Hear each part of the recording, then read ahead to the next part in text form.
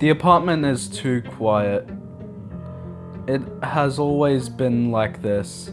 No wife, no kids, not even a cat. At the office, I am a ghost. People walk past my cubicle like I am a part of the drywall. I just wanted someone, anyone, to be here. 3 years ago, the news was full of that guy named Bear. He used a one-wish willow to force a girl to love him, and it ruined his life. I knew the stories, I knew the risks, but desperation makes you stupid.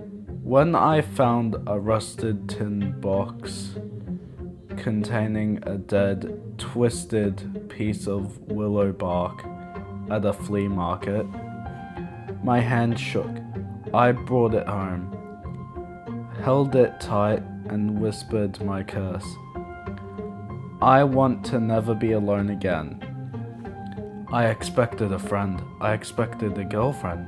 I got... It does not have a name. It is a towering, impossibly thin shape made of shadow and jointed limbs that bend the wrong way. Its face is a smooth, featureless white mask, except for two wide, unblinking eyes that glow with a faint, sickening yellow light. The willow was fulfilled. The wish was literally, I am never alone.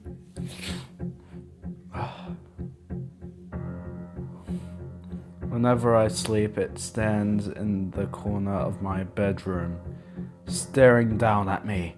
If I open my eyes at 3 a.m., those yellow bulbs are burning into my soul. When I shower, its silhouette presses against the foggy glass. When I sit at my desk at work, I can feel its icy breath on the back of my neck. Nobody else can see it but me. I can hear it. Its joints popping. I can hear its joints popping every time I move. Then came the hunger. On the third night, the creature made its needs clear. It hovered near the kitchen, its presence heavy and suffocating. It gestured toward the empty counter with a slow, deliberate movement of its along limbs. I realized then that a presence this demanding required more than just my attention. It required sustenance.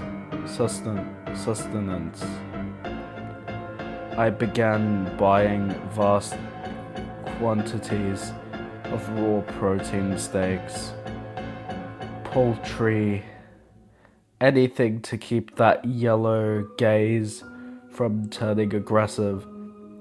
If the schedule slipped, even by a few minutes, the temperature in the room would drop to freezing and the air would grow so thin I could barely breathe.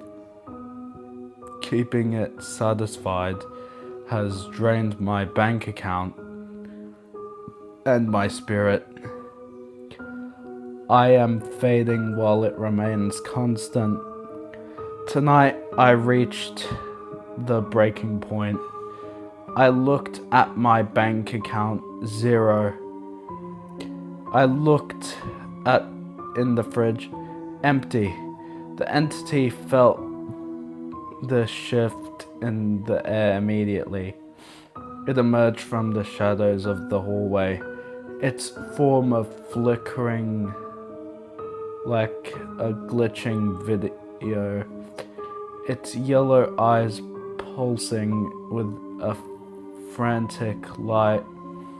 A high-pitched, vibrating hum filled the room. vibrating the very marrow of my teeth. "No more!" I shouted, the sound echoing hollowly in the sparse apartment. "I can't give you anything else." I grabbed my heavy chair and shoved it toward the shape, the futile gesture of defiance. The entity didn't move. The furniture simply passed through it, its misty form of crashed against the wall. The room went completely dark.